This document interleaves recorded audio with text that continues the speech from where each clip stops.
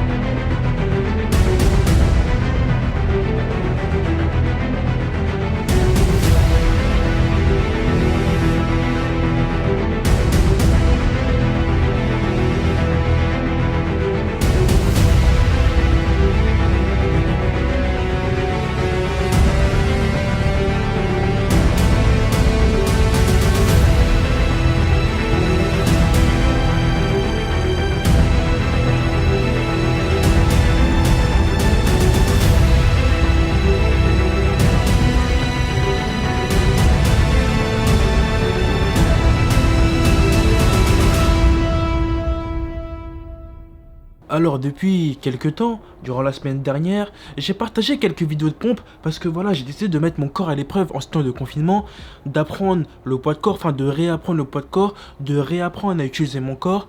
Les pompes freestyle, c'est des pompes que je savais faire déjà depuis très longtemps, avant que je commence la salle de sport, et là j'ai décidé de les refaire, tu vois.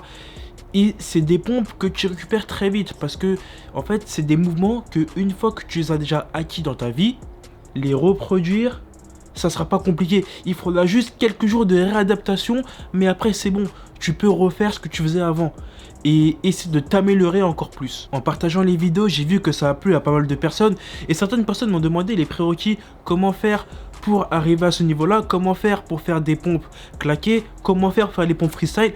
Donc voilà, j'ai regroupé un peu toutes les questions en une vidéo.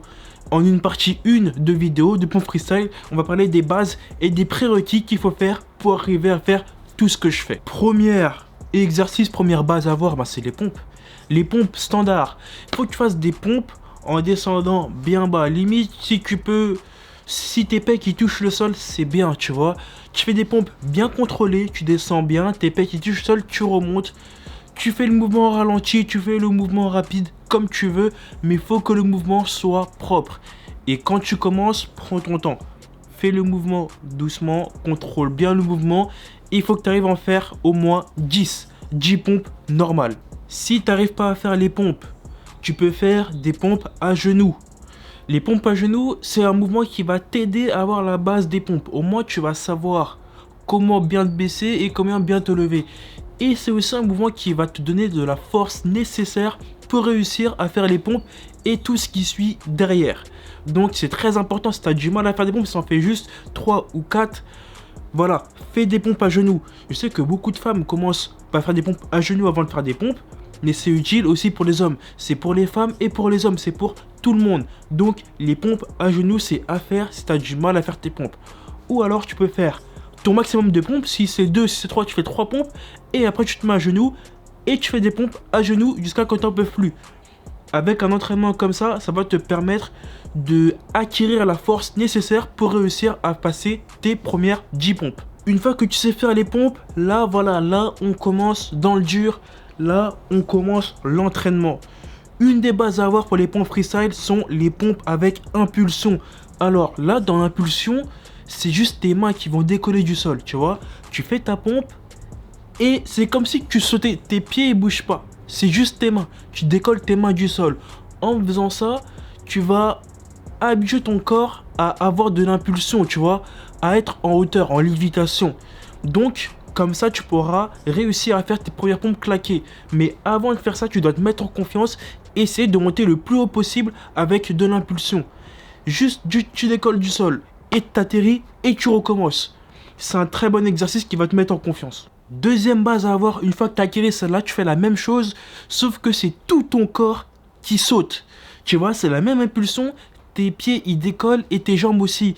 Ça aussi, un très bon exercice qui va te mettre en confiance et qui va nécessairement t'apprendre à faire les pompes Superman. Les pompes Superman, c'est quand tu fais les pompes et tu lèves tes bras et tes pieds en l'air, tu vois. Voilà, ça c'est des exos. Il faut vraiment avoir de la confiance pour les faire. Parce que ces exos, si tu tombes, là tu te fais vraiment mal. Donc voilà, ces exos-là ne sont pas compliqués à faire.